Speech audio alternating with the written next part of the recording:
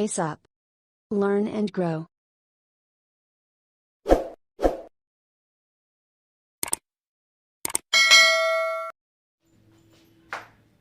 Hello friends, welcome to our channel pace up. आज हम देखने वाले हैं अपना पेडागॉजी ऑफ स्कूल सब्जेक्ट की जो सीरीज चल रही है उसके अंदर का नया topic content analysis of any unit. तो आपने सिलेबस देखा, आपने करिकुलम देखा, अब कंटेंट एनालिसिस एक यूनिट का, एक पर्टिकुलर टॉपिक का क्या होता है, क्या इंपॉर्टेंस है और क्यों ये टीचर के लिए इतना इंपॉर्टेंट होता है जो उसकी टीचिंग को बहुत ही इजी और इफेक्टिव बना देता है। तो वीडियो स्टार्ट करने के पहले अगर आपने चैनल को सब्सक्राइब नहीं किया तो सब्सक्राइब कर लें ताकि आगे आने वाले वीडियोस आपको हेल्प करते रहें आपके एग्जाम्स के लिए। तो चलिए स्टार्ट करते हैं अपना topic content analysis of any unit. मैंने इसमें मैथमेटिक्स का एक यूनिट लिया हुआ है जिसका नाम है क्वाड्रिलेटरल। क्वाड्रिलेटरल किसके अंदर में आता है? सब्जेक्ट है आपका मैथमेटिक्स और मैंने क्वाड्रिलेटरल लिया हुआ है। अब देखिए, अगर content analysis of any unit आपको एग्जाम में भी आता है तो जितना मैं समझा रही हूँ उसके अलावा आप अगर ये पूरा चार्ट भी बनाते हैं तो ये आपका 1.5 से 2 पेज कवर कर लेता है और आपको आपका आंसर भी इलैबोरेट हो जाएगा और आपका आंसर बहुत इफेक्टिव लगेगा, कैची लगेगा और आप आराम से उसमें मार्क्स गेन कर पाएंगे। तो अब सबसे बहुत इंपॉर्टेंट चीज है कंटेंट, यानी उसके अंदर जो चीज लिखी गई है उस यूनिट के बारे में वो होता है कंटेंट, या उसकी जो डिटेल समझाई गई है। तो उसमें सबसे पहली चीज जो हम देखेंगे कि किसी चैप्टर की कि लैंग्वेज कैसी है। लैंग्वेज कैसी होना चाहिए? सिंपल मैथमेटिकल लैंग्वेज होना चाहिए, ऐसी लैंग्वेज हो कि जो हमें इजीली समझ में आए। अब ऐसे आपने बहुत बार देखा होगा कि मान लीजिए क्वाड्रेटरल का ही चैप्टर अगर हम देखते हैं तो एक किसी बुक में, किसी राइटर की बुक में बहुत इजी लिखा हुआ है, एक किसी राइटर की बुक में एग्जाम्पल्स अच्छे, एक किसी राइटर की बुक में पेजेस बहुत अच्छे यूज किए गए और बहुत अट्रैक्टिव पिक्चर्स डाली गई हैं। तो ये तो खैर ओवरऑल जिस्ट हो गया उसका, बट हाँ जो एक बेसिक चीज देखी जाती है लैंग्वेज, जो जिस तरीके से वो समझाया गया है वो लैंग्वेज इजी होना चाहिए, सिंपल होना चाहिए, हर किसी को समझ में आए। अब उसके बेस पे सेकेंड नंबर आता है कंसेप्ट। अब क्वाड्रिलेटरल के कंसेप्ट को कैसे समझाइएगा? कोई भी डायग्राम होंगे, interior and exterior portion of the quadrilateral, vertices, sides, angles, types of diagonal, quadrilateral, interior and exterior portion, types of rectangle। Quad मतलब जिसमें 4 कोने होते हैं। अब वो 4 कोने स्क्वायर भी हो सकता है, रेक्टेंगल भी हो सकता है, रोम्बस भी हो सकता है, पैरेललोग्राम भी हो सकता है। तो उसको समझाने के लिए हमें इन सब चीजों की जरूरत पड़ेगी कि वर्टाइजेस कितने हैं, एंगल कैसे डिफर होता है। जैसे स्क्वायर में दोनों डायगोनल भी इक्वल रहेंगे लेकिन पैरेललोग्राम में ऐसा नहीं रहेगा क्योंकि पैरेललोग्राम थोड़ा सा टेढ़ा रहता है, तो एक डायगोनल बड़ा होगा और एक डायगोनल छोटा होगा। तो ये सब किस चीज के अंदर आते हैं? उसके कंसेप्ट के अंदर में आ जाते हैं कि एक एक डायग्राम बताया गया है, उसकी पूरी डिटेलिंग दी गई है, वो उसके कंसेप्ट समझा रहे हैं। सेकेंड, थर्ड हो गया आपका डेफिनेशन। अब डेफिनेशन में आप क्या समझाओगे? प्रॉपर्टी समझाओगे। जैसे क्वाड्रिलेटरल की प्रॉपर्टी क्या होती है? Sum of all the 4 angles of a quadrilateral is 360 degree, वो उसकी प्रॉपर्टी होगी। प्रिंसिपल क्या होगा? This property is for every quad of any type. हर एक क्वाड मतलब जैसे मैंने अभी नाम लिए स्क्वायर, रेक्टेंगल, पैरेललोग्राम, ट्रेपेजियम, वो सबके लिए वही है कि चारों एंगल का सम 360 डिग्री है। तो वो उसके एक प्रिंसिपल भी हो गया। अब डायग्राम्स में देखिए, आप डायग्राम में क्या समझाएंगे? भाई डायग्राम में आप अलग अलग डायग्राम समझा देंगे क्वाड्रिलेटरल और उसके टाइप के, square, rectangle, parallelogram, rhombus. Examples में आप क्या देंगे?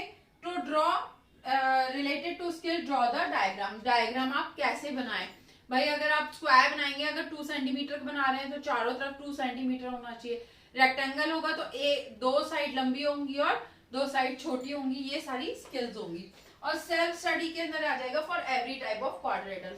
भाई सेल्फ स्टडी में आपको खुद चीजें देख के समझना पड़ेगा। अब मान लीजिए एक पार्ले जी बिस्किट आपके सामने, तो आप उससे पता लगा सकते हो कि रेक्टेंगल है कि स्क्वायर है या किस शेप में है। या आप एक क्रैक जैक लो, आपको स्क्वायर दिखाई देगी बिस्किट, या फिर आपको एक राउंड बिस्किट मैरीगोल्ड ले लीजिए तो वो सर्कल शेप में है। Anyway, circle is not a part of quadrilateral, confuse मत होना।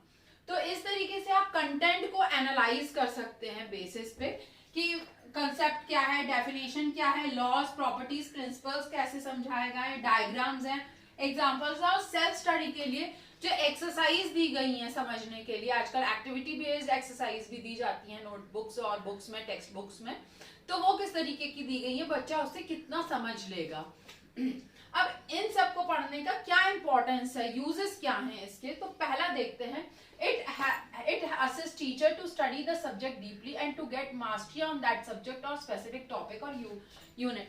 सबसे पहले ये टीचर को हेल्प करता है कि उस टॉपिक को वो डीपली समझ ले और get mastery over that topic और सब्जेक्ट और यूनिट, उस टॉपिक पे या सब्जेक्ट पे या यूनिट पे वो मास्टरी हासिल कर ले, जिसमें कभी भी बच्चा कहीं से भी क्वेश्चन पूछे तो वो उसका आंसर दे पाए। सेकेंड है to know correlation between subject content and objectives. Subject का जो कंटेंट है, यानी ये जो सारी डिटेल हमने उसकी पढ़ रखी है, और उसका ऑब्जेक्ट क्या है समझने का, मतलब आप जैसे उसे कोरिलेट करके बताया लाइफ से या किसी भी चीज से, तब वो उसके लिए, किसी भी बच्चे के लिए हेल्पफुल होगा। To help to apply teaching method properly and effectively.